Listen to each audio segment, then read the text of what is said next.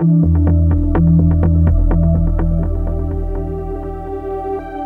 was sword swallowing and fire performing and doing all kinds of crazy sideshow stunts. The day that the accident happened, we were doing full dress rehearsal runs for the show. We got to the venue super early and we ran the show numerous times. The illusion that we were performing was called the double levitation, which makes it look like me and the magician are floating in the air. From the audience, it looks like I'm on my back floating in the air and he's in a standing position. When we both got to the top of the illusion, I felt a big jerk.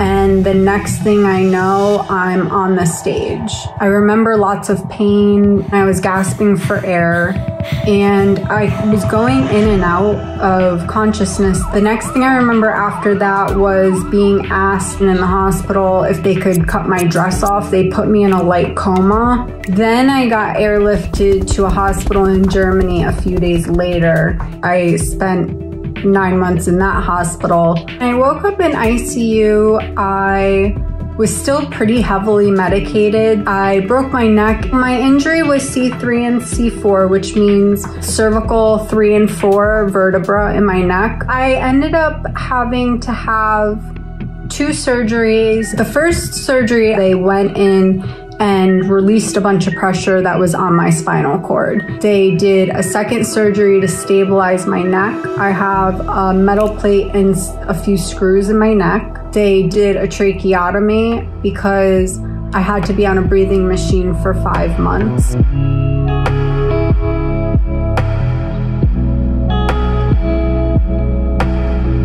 I was actually completely paralyzed from the neck down for about 3 months. My spinal cord is not completely severed.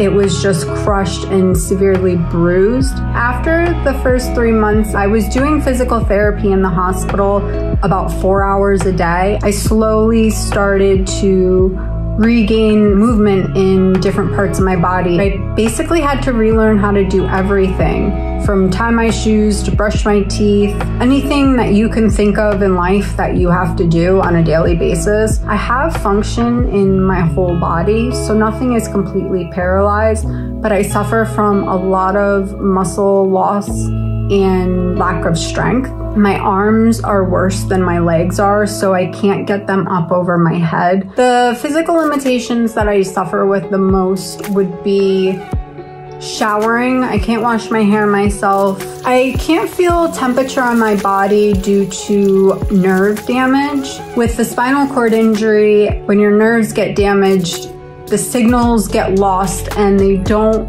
relay properly. So if I'm in the shower, I can't feel if the water's hot or cold. I do have to use a wheelchair still if it's a long distance walk. The accident has affected my mental health. There's really good days, there's really bad days, and I just try to take it as it comes. I love you.